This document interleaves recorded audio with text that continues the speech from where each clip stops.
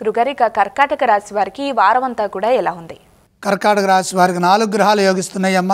6వ రాశిలో చంద్రుడు, ఏకాదశంలో గురువు, 9లో శుక్రుడు, తృతీయంలో కేతువు. దైవబలం సదా ముందుకు నడిపిస్తుంది. ఆధ్యాత్మికంగా విజయాలు సాధిస్తారు. ఆపదల నుంచి బయటపడతారు. ముఖ్యమైన కార్యక్రమాల్లో కార్యసిద్ధి లభిస్తుంది. చంచలత్వం లేకుండా ఏకాగ్రతతో పనిచేయండి. సంతృప్తికరమైన ఫలితాలు లభిస్తాయి. ఉత్సాహంగా నిర్ణయాలు తీసుకొని విఘ్నాలను అధిగమించే విధంగా ఓర్పుతో పనిచేయండి. ఏ విషయాన్ని లోతుగా ఆలోచించవద్దు. మనసుకు తీసుకొని బాధపడవద్దు. ఇబ్బందికి గురి కావద్దు. కర్తవ్య దీక్షతో పనిచేయాలి.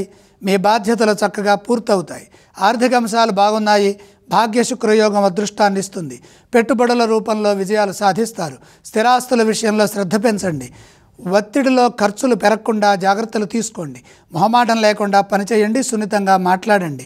అవగాహన సామర్థ్యంతో ముందుకు సాగితే శాంతం లభిస్తుంది. తన శాంతమే తనకు రక్ష అన్న సూత్రాన్ని కూడా పాటించండి. వ్యాపారంలో శ్రద్ధ పెంచాలి. సకాలంలో పనిచేయడం ద్వారా, సరైన నిర్ణయాలు తీసుకోవడం ద్వారా నైపుణ్యంతో పనిచేస్తే వ్యాపారంలో మేలు చేకూరుతుంది. ఆటంకాలు తొలగుతాయి. మంచి ఫలితం వారం చివరి భాగంలో ఆశించవచ్చు. కర్కాటక రాశి వారు ఏ స్తోత్రం పఠించాలంటారు? కర్కాటక రాశి వారు శివధ్యానం చేయటం మంచిది. వీరు ఏ ఆలయాన్ని సందర్శించాలి? శివుణ్ణి దర్శించాలి. ఈ వారం వీరు ఏ దానాలు చేస్తే బాగుంటుందంటారు?